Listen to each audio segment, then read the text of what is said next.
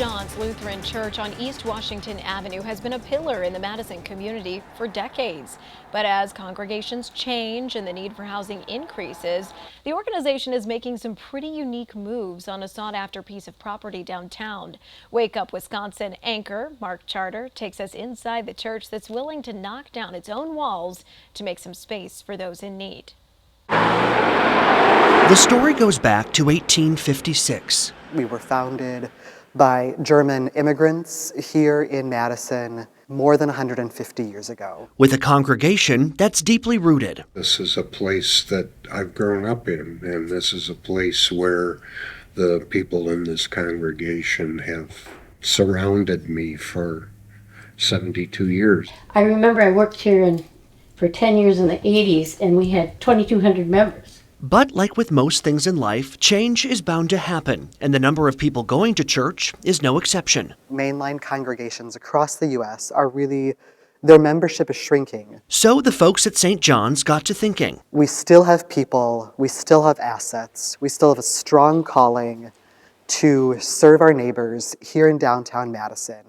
How do we best do that in a meaningful and impactful way? I'll show you. The church is taking on a really tremendous project. The building that's standing here today will be demolished to make way for a 10-story high-rise. Think mixed-use space on the first floor with more than 100 income-based apartments above. That's really targeting people who earn from about $24,000 a year all the way up to nurses, teachers, your child's daycare workers, CNAs, the people who care for our elders in hospice and nursing homes. I can't help but wonder, though, I'm sure there's some pushback from people who are wanting luxury condos to be built, who are wanting new restaurants to come in.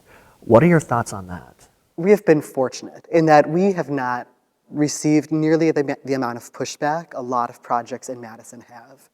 And I think because this neighborhood has historically been working class. But even with all those benefits, change can still be tough.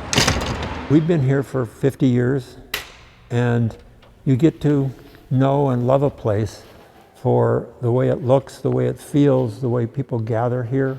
We caught up with a group of volunteers who are spending some final moments. I'll probably be in trouble by the time I'm done, but that's good. Digging through the relics of St. John's past and some other things. What's the oddest treasure you've found in here so far? Expired food in the fridge.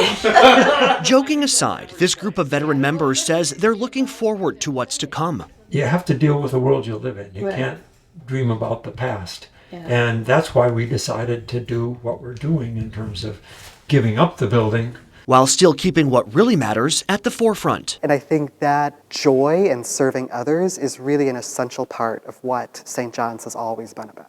Very fitting as we welcome in the season of giving. So call it a Christmas miracle, or just a way to stay nimble as church numbers get smaller and the need for community support continues to grow. The church is really the people, not the building. With photojournalist Brandon Sefrud, I'm Mark Charter, 27 News.